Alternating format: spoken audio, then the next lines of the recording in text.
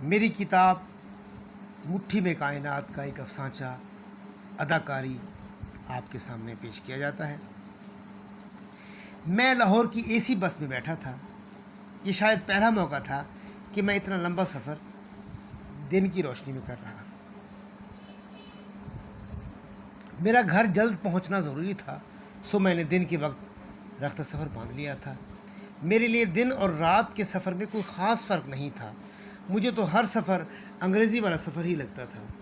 میں ان لوگوں میں سے تھا جو کبھی سفر سے لطف نہیں اٹھا سکتے۔ روانگی یا واپسی پر ہر دو صورتوں میں میرا دل یہی چاہتا تھا کہ جلدی سے پیشتر 2 گام چلوں اور سامنے منزل آ جائے۔ سفر جاری تھا اور دل ہی دل میں دعائیں بھی کہ جلدی تمام ہو۔ غالباً یہ ساہیوال شہر کا سٹاپ تھا۔ گاڑی کو 10-15 منٹ یہاں رکنا تھا۔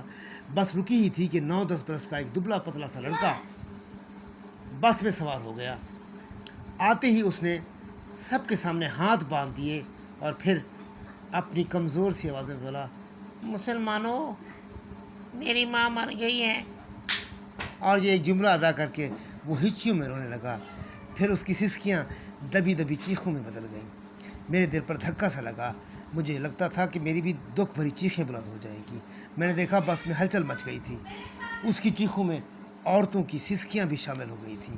1-2 عورتوں نے تو باقاعدہ اٹھ کر اسے گلے لگا لیا تھا۔ کوئی تسلی دے رہا تھا، کسی نے ہاتھ میں پانی کی بوتل تھام رکھی تھی، کسی نے ہاتھ میں سرخ نوٹ پکڑ رکھے تھے۔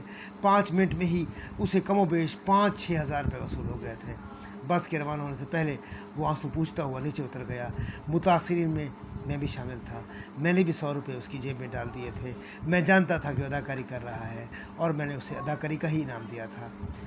میرے بس میں ہوتا تو میں اسے آسکر ایوارڈ کے لیے نامزد کرتا کہ اس کے صرف ایک فکرے نے سب پر ایک ساتھ یکساں اثر ڈالا تھا۔